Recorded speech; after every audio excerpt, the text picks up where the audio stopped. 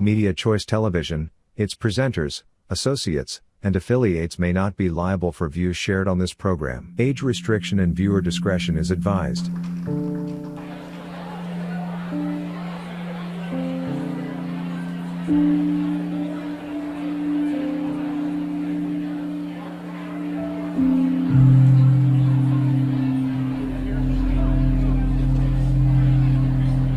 Thank you very much.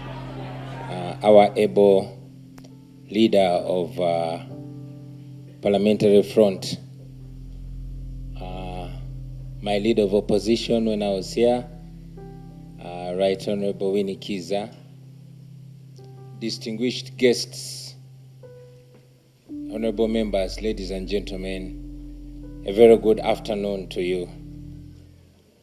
I want to salute our parliamentary team for work very well done. I was listening both with gladness but also with anger as the leader of opposition was speaking to us.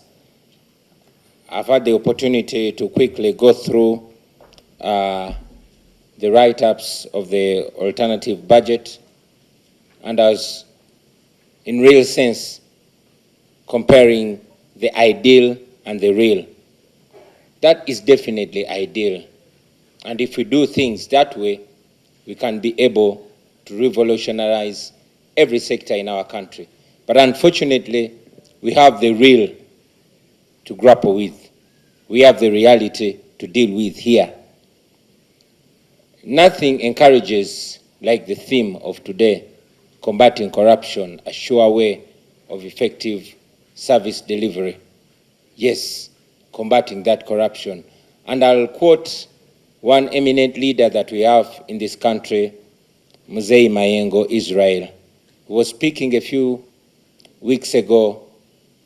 He said, and I agree with him, that back in the day, President Obote noted that the problem of Uganda and Africa generally is reduced into three things.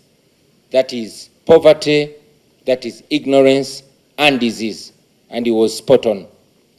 Today, Museveni Mayengo reduced the problem in Uganda.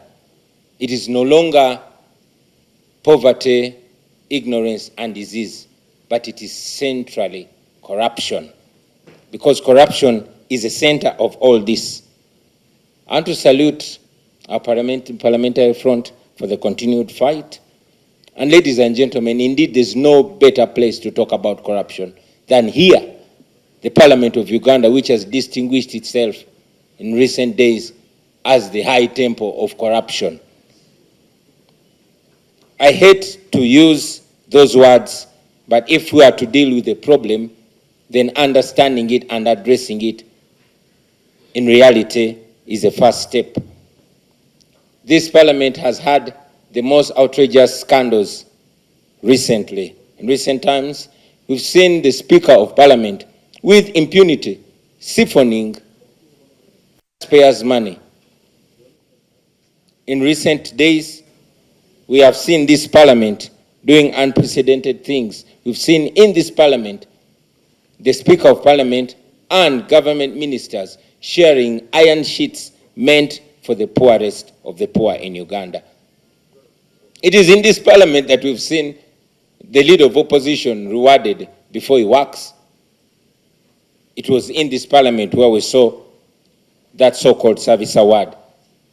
And it is this Parliament that provoked the conscience of even our young people. We all remember the young people of this nation getting up and deciding to have a march to Parliament.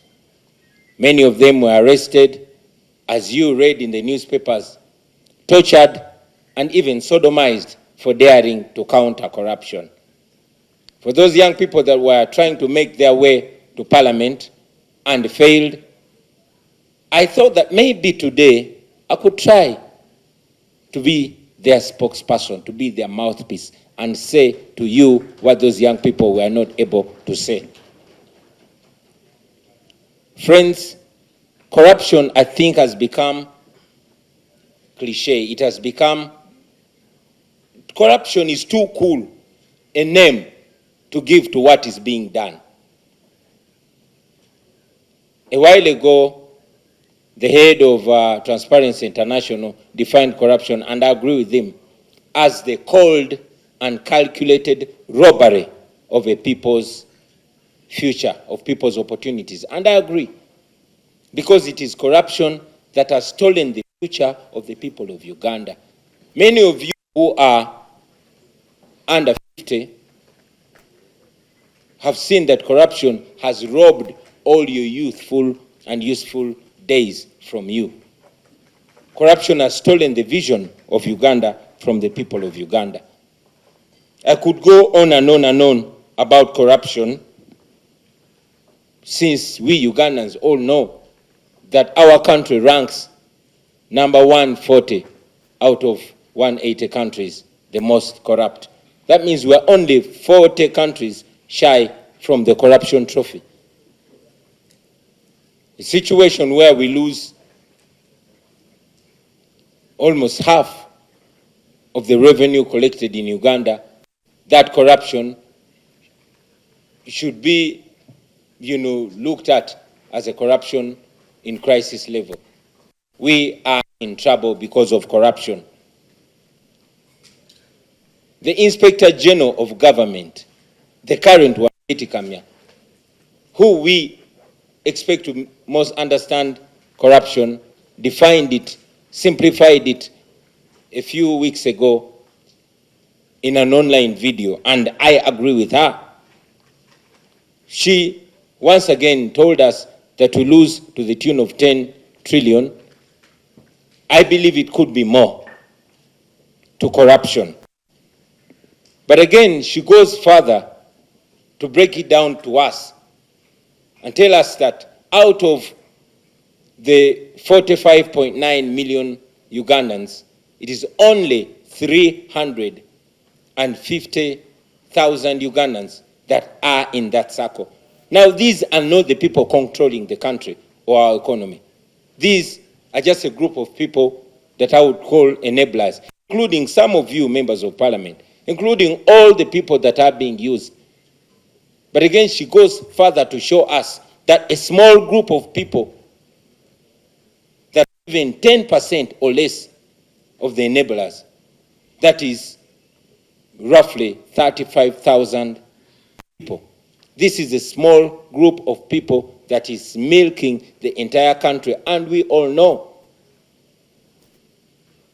these are the people that have decided that our country is supposed to go down the drain. Let us imagine what 10 trillion can do. A little while ago, we were imagining what that money can do if corruption was stamped out. 10 trillion lost every year. Imagine what that money can do to our road network. Imagine what that money can do to our hospitals and health centers. Imagine if we set out to use that money to transform our schools.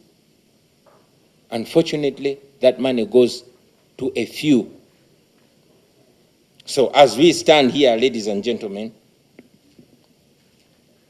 we should reflect on so many things that have been said. Otherwise, we'll continue saying it and saying it and saying it. Recently, we lost one of Uganda's international journalists, Shaka Sari, and he was quoted to have said that one of the biggest achievements of the Museveni regime is institutionalizing corruption. And that is true, because we all can realize that corruption is a currency in this regime. Corruption is used to reward the corrupt and to silence or even eliminate those that are fighting it. It is the sure way of General Museveni to hold on to power. And now we are at this parliament, I can even dare say that this our parliament has also been reduced. This our parliament, just like the Museveni regime, it attracts the worst of characters and corrupts the best.